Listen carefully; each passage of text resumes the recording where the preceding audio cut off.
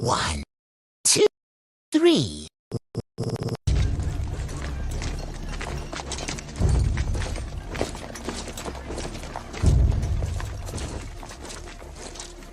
Harter, al fin es útil para algo.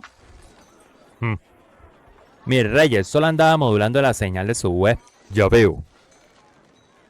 Antes de hablar de la sinapsis, entiende que en este encéfalo, toda neurona, aunque el centro de mando la envíe, es responsable por la señal que transmita aquí.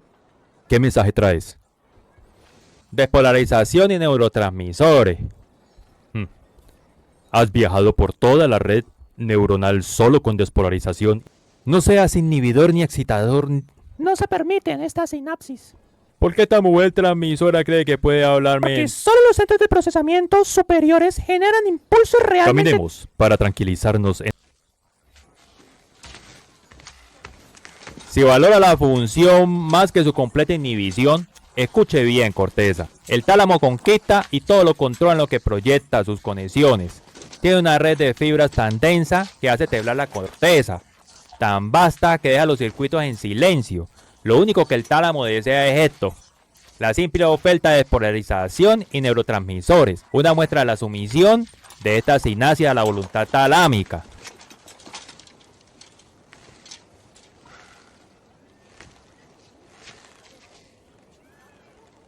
Sumisión será un pequeño problema. Se rumora que los centros del lenguaje ya los han rechazado. Y si esos circuitos verbales y de procesamiento emocional tuvieron ese valor, Debemos ser diplomáticos. además, la corteza tiene también una reputación. Elija con cuidado sus sinapsis, Corteza. Podrían ser sus últimas, como centro de mando.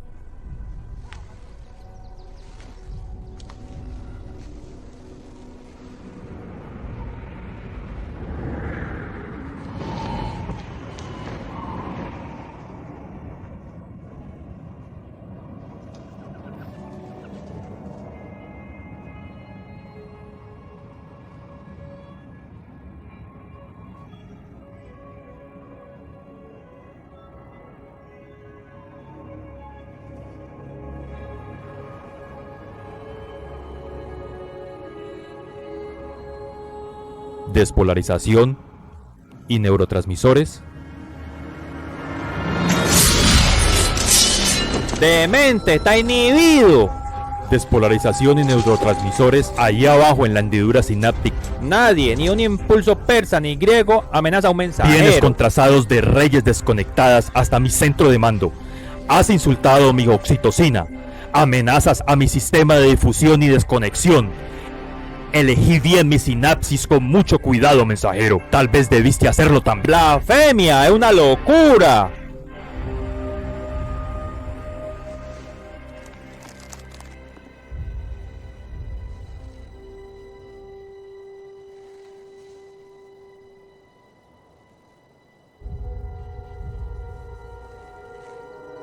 ¿Locura? ¡Esto es el encéfalo!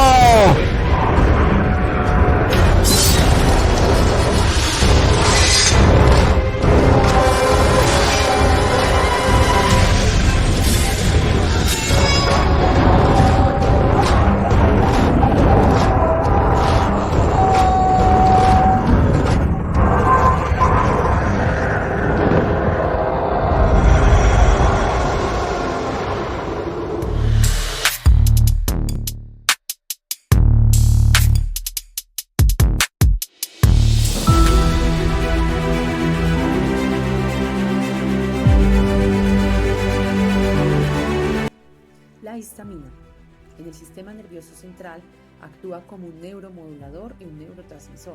Dentro de sus funciones principales tenemos la regulación del ciclo del sueño, modulación de la excitación o la tensión, control del apetito y la ingesta de alimentos, regulación de la temperatura corporal, aprendizaje y memoria, neurotransmisión, vestimenta también. Síntomas asociados al exceso o al déficit de histamina. Un exceso de histamina puede ser causado por una producción excesiva o en el caso del déficit, una degradación deficiente. Dentro de los síntomas organismos muy variados, pero hay unos que afectan múltiples sistemas, en este caso neurológicos, como dolores de cabeza, especialmente migrañas, mareos, vértigos, insomnio, ansiedad, confusión y niebla mental. También tenemos los gastrointestinales, que pueden producir náuseas, vómito, diarrea, dolor abdominal o hinchazón. Los respiratorios pueden causar congestión nasal, estornudos, sibilancias y asma. También tenemos síntomas que pueden afectar el sistema cutáneo, como urticarias, picazón, enrojecimiento, eczema y dermatitis. Cardiovasculares tales como palpitaciones, taquicardia, hipotensión o arritmias. Otros también identificados son la fatiga, dolores musculares, sofocos, dificultad para regular la temperatura. En el déficit de histamina es significativo, es menos común o estudiado en términos de síntomas específicos, directamente a su carencia. Sin embargo, pues se puede provocar somnolencia diurna excesiva, dificultades en la atención y la concentración, alteraciones en la regulación del apetito. Posiblemente esto podría causar un aumento de peso y problemas en la memoria. Tenemos unos fármacos relacionados a la histamina, que son los antihistamínicos. Son los fármacos más directamente relacionados y los que bloquean los receptores de histamina. Tenemos uno de primera generación, como la difeniramina y la clorfeniramina. De estos son algunos conocidos por nosotros en el mercado. También tenemos los de segunda generación, como la loratadina, cetiricina y fexofenadina. Antagonistas de estos receptores, como la ranitidina, famotidina o pitolisano. Algunos antidepresivos y algunos fármacos también para la enfermedad de Parkinson. Tenemos algunos trastornos asociados, también a diferente de los que ya nombré, como la narcolepsia. Es un trastorno del sueño caracterizado por somnolencia excesiva durante el día. La acetilcolina es un neurotransmisor esencial en el sistema nervioso central y periférico. Este interviene en diversas funciones como contracciones musculares, procesos de regulación emocionales y cognitivos como la memoria y el sistema de recompensa. La acetilcolina se almacena en las vesículas sinápticas y es liberada en la sinapsis en respuesta a un potencial de acción. En el sistema nervioso central tiene funciones como la excitabilidad neuronal, participando en la plasticidad sináptica y en la regulación del sueño y vigilia. Y en el sistema nervioso periférico es donde regula la contracción de los músculos esqueléticos, la función de los músculos cardíacos y las actividades de las glándulas exocrinas. Se puede leer, el exceso de acetilcolina causa dolor de cabeza, insomnio, vértigo, confusión y somnolencia. Y en exposiciones muy severas puede causar depresión y a su vez convulsiones en el paciente. Por otro lado, su déficit causa en las personas falta de aire, problemas para hablar normalmente, párpados caídos, una caminata inestable y sobre todo debilidad en partes del cuerpo como lo son brazos, piernas, cuello y dedos. De acuerdo a esto, una patología que vi que se asocia bastante con este neurotransmisor es la enfermedad de Alzheimer, donde se observa una marcada disminución en los niveles de acetilcolina y una pérdida significativa de neuronas colinérgicas, lo que contribuye a los déficits cognitivos característicos de esta condición, como lo son la pérdida de memoria. Otra patología que puede ver que se asocia es la miastenia gravis. Esta enfermedad autoinmune es donde el sistema inmunológico ataca los receptores de acetilcolina en los músculos, causando debilidad y fatiga muscular. Unos fármacos que pude ver que se asocian o que se vinculan con ese neurotransmisor son los siguientes. Uno propiamente es la acetilcolina, el cual imita como tal su función. Este se usa en cirugías ópticas para producir un proceso que se llama miosis, que es para contraer la pupila. Por lo menos otro fármaco es la benztropina. Se usa para tratar el temblor y la distonia en la enfermedad de Parkinson. Un fármaco que aumenta la concentración es la neostigmina. Se usa para tratar la miastenia de gravis y en algunos casos para inducir la evacuación intestina. La serotonina es un neurotransmisor que interviene en el impulso nervioso entre neuronas y también es una hormona. Este neurotransmisor tiene efecto generalizado y se le conoce como la molécula del estado de ánimo. Se adhiere hasta a una docena de receptores, regula de manera directa gran parte del estado emocional de un individuo. Esta alcanza sus mayores concentraciones en las plaquetas de la sangre y en el tubo digestivo. Su función es regular diversos procesos en el cuerpo, Estas funciones no se limitan solo al cerebro, también están en el resto del cuerpo. Ejemplo, regula qué cantidad de comida ingerimos y por ello influye en los trastornos alimenticios. También se encarga de regular la temperatura en el cuerpo para protegernos de posibles enfermedades y nos ayuda con el correcto funcionamiento del sistema vascular, ya que regula el tono y la contracción de los vasos sanguíneos. Cuando llevamos una alimentación saludable, tomamos suficiente agua, hacemos ejercicio y mantenemos un sueño estable, esto es suficiente para contribuir al aumento de nuestros niveles de serotonina. ¿En qué alimentos encontramos serotonina? Es necesario tener en cuenta que para producir la serotonina, el organismo necesita una sustancia llamada triptófano, que no puede producir por sí mismo, sino que debe obtenerlo a partir de los alimentos que se ingieren, como huevo, pasta, arroz, lácteos, cereales, pollo, pavo, plátano, leguminosas, entre otros. Síntomas: sensación de fatiga, problemas para conciliar el sueño, autoestima baja, confusión, depresión, rigidez muscular, sudoración intensa, dolor de cabeza y temblores. Tener niveles bajos o muy altos de serotonina puede llegar a crear todos estos síntomas. Lo recomendable es siempre una alimentación saludable, hacer ejercicios de estiramiento, dosis moderadas de luz solar, caminata en la naturaleza, entre otros. Por ejemplo, es posible que el síndrome de la serotonina se produzca si tomas un antidepresivo con un medicamento para la migraña. Otra causa del síndrome de la serotonina es la sobredosis intencional de medicamentos antidepresivos. Medicamentos. Los medicamentos que afectan la serotonina son inhibidores selectivos de la recaptación de serotonina. Estos medicamentos, como la fluoxetina, la sertralina, son utilizados para tratar la depresión y la ansiedad. Trastornos asociados: ansiedad, depresión, trastorno de pánico, fibromialgia. Ejemplo: una persona comienza a sentirse constantemente triste, desmotivada y sin energía, incluso cuando no hay un motivo claro. Su apetito y sueño cambian y pierden el interés en actividades que antes disfrutaba. Al acudir al médico le explican que puede tener un trastorno depresivo relacionado con bajos niveles de autoestima.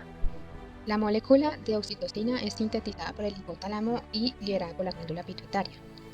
Esta molécula es célebre por su papel en el vínculo social. Sin embargo, su influencia es mucho más amplia, ya que esta actúa como molécula de doble cara.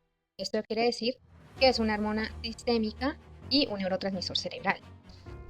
Algunas de sus funciones claves, como hormona sistémica, pues se refleja en el parto, en la lactancia y en los procesos sexuales.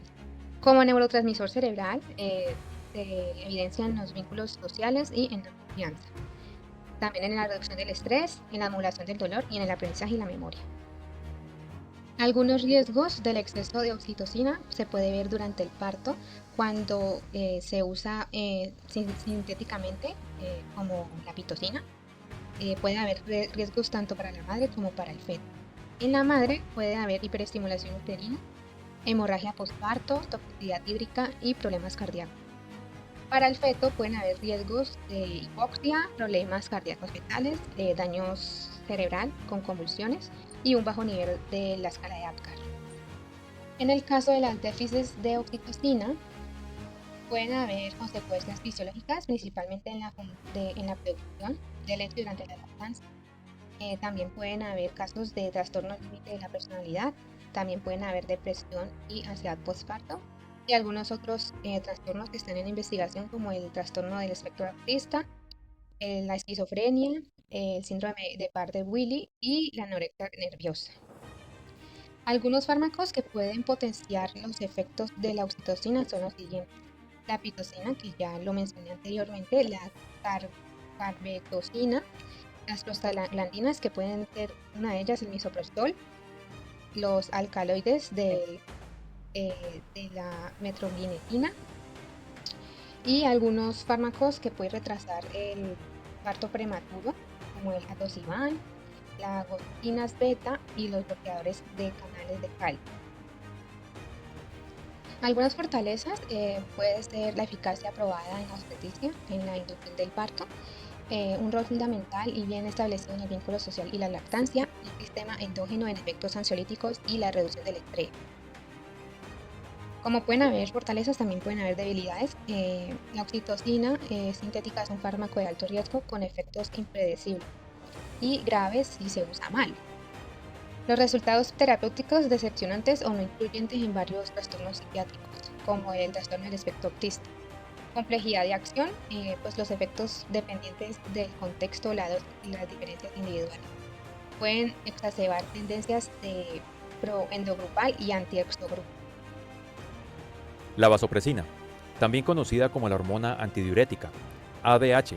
Esta pequeña pero poderosa hormona, producida en el hipotálamo y liberada por la glándula pituitaria posterior, juega un papel crucial en la regulación del equilibrio hídrico de nuestro cuerpo. Básicamente su trabajo principal es indicarle a tus riñones que retengan agua, concentrando así la orina y manteniendo el volumen sanguíneo y la presión arterial estables. Imagina que es el guardián de tus líquidos internos, asegurándose de que no te deshidrates demasiado rápido. Ahora, ¿qué sucede cuando los niveles de vasopresina no están en su punto óptimo? Comencemos con el exceso de vasopresina. Cuando hay demasiada vasopresina circulando, el cuerpo retiene un exceso de agua, lo que diluye el sodio en la sangre, una condición conocida como hiponatremia. Esto puede ocurrir debido al síndrome de secreción inapropiada de hormona antidiurética, SIAHD, que puede ser causado por tumores, ciertos medicamentos, trastornos pulmonares o problemas del sistema nervioso central. Los síntomas de la hiponatremia pueden variar desde leves, como náuseas, vómitos y dolor de cabeza, hasta graves, incluyendo confusión, letargo, convulsiones e incluso el coma. El tratamiento a menudo implica restringir la ingesta de líquidos y, en casos severos, administrar soluciones salinas concentradas o medicamentos que bloqueen los efectos de la vasopresina. Por otro lado, la deficiencia de vasopresina es una condición que conduce a la diabetes insípida. Es importante no confundirla con la diabetes mellitus, ya que no tiene que ver con el azúcar en la sangre. La diabetes insípida ocurre cuando el cuerpo no produce suficiente vasopresina o cuando los riñones no responden adecuadamente a ella, sin vasopresina para decirle a los riñones que retengan el agua. Estos eliminan grandes cantidades de orina diluida, lo que lleva a una sed intensa y deshidratación rápida. Las causas de la diabetes insípida central pueden incluir daños en el hipotálamo o la glándula pituitaria debido a cirugías, traumatismos craneales o tumores de inflamación. En resumen, la vasopresina es una hormona vital para mantener el equilibrio hídrico de nuestro cuerpo. Tanto un exceso como una deficiencia pueden tener consecuencias importantes para nuestra salud, alterando el delicado balance de líquidos y electrolitos. Entender cómo funciona y qué sucede cuando se desequilibra es importante para un diagnóstico y tratamiento adecuados. Consejarter, al fin es útil para algo. Vienes con trazados de redes desconectadas hasta mi centro de mando. Has insultado a mi oxitocina. Amenazas a mi sistema con difusión y desconexión. Elegí... ¿Locura? ¡Esto es el encéfalo!